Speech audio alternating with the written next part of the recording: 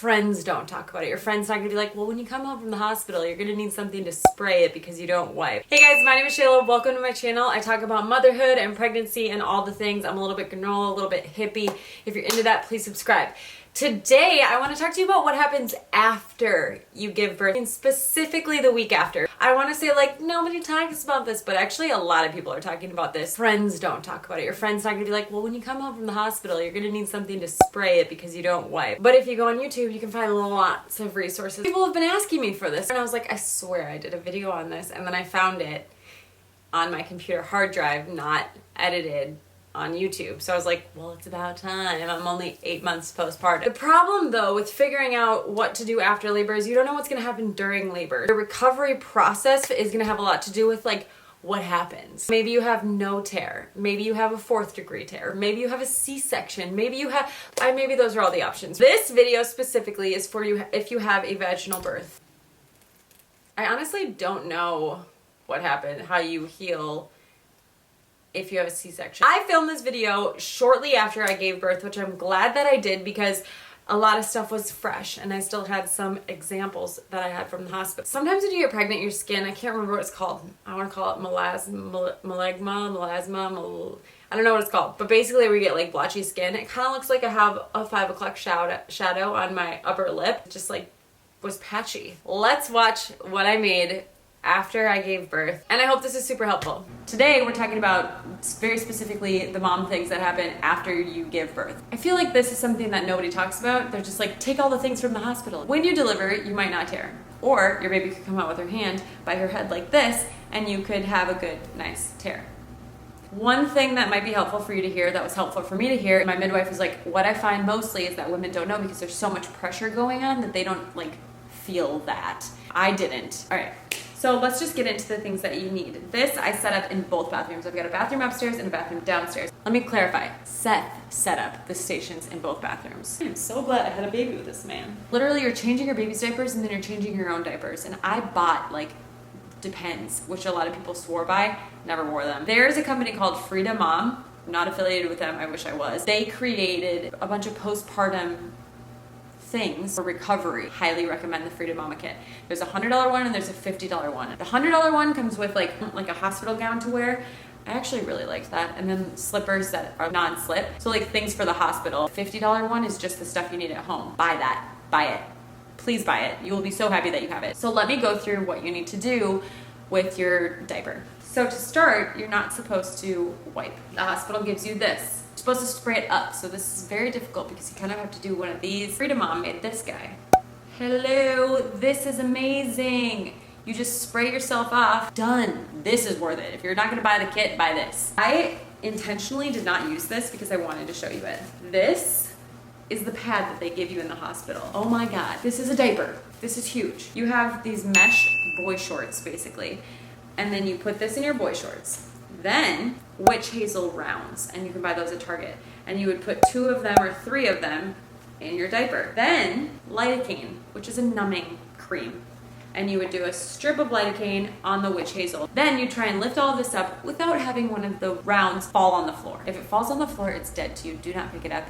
Start over. Pro tip, grab the front of your mesh boy shorts and the back of your mesh boy shorts and pull them up, because that will keep this sitting nicely and you won't lose your witch hazel pads. As time progresses, you can move on to like a littler pad. I just remember coming home to these tiny itty bitty pads and being like, you don't need the night ones. I was getting the ones that were super long. You didn't need that. You just needed it to be more than this. Eventually you can move to this. This is from Frida Mama too. This is witch hazel foaming spray. So instead of the witch hazel pads, you just do this spray. Also has this liner instead of the rounds. It's just one strip. It kind of looks like a baby wipe, and you just put it in your diaper.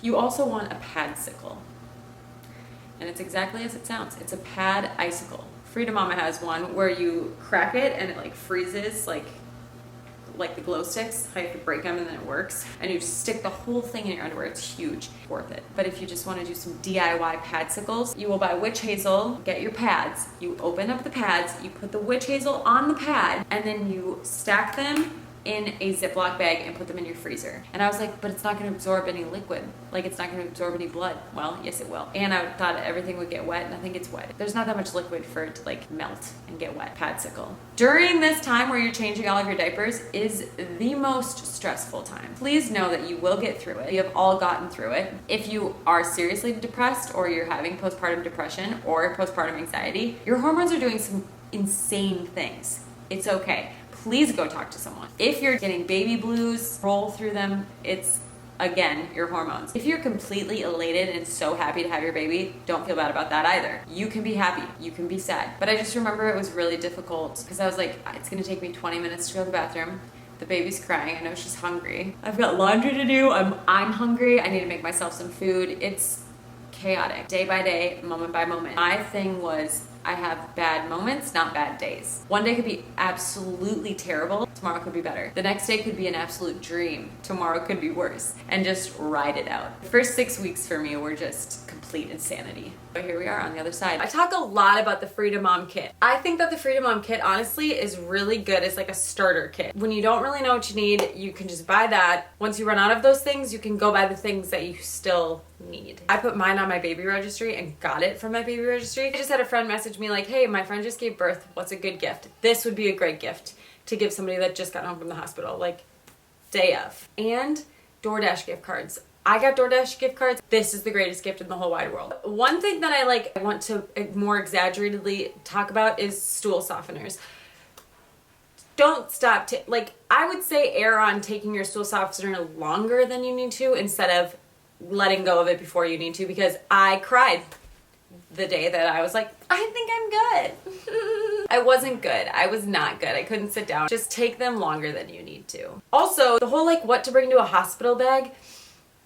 Yeah, there's things that are nice to have. Pack like you're going somewhere for 2 days and then add snacks. The hospital gives you everything else that you need. And wear sweatpants out, because I was like, well, what yoga pants will I wear after I give birth? My friend was like, you're gonna be in a diaper.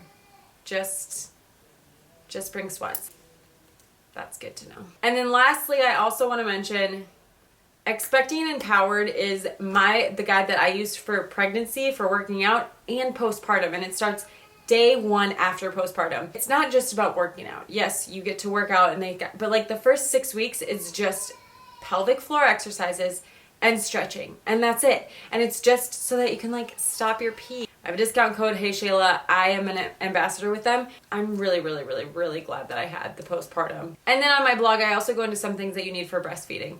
So if you're interested in that, go check out my blog. You can just type in HEYSHAYLA breastfeeding and it should come up. If you think I missed something, or if there was something, if your hospital didn't give you these things, or you found the Freedom Mom kit helpful or not helpful, put those in the comments below. I'd love to hear other people's advice. Thank you guys so much for watching. I will see you guys all next time. Bye!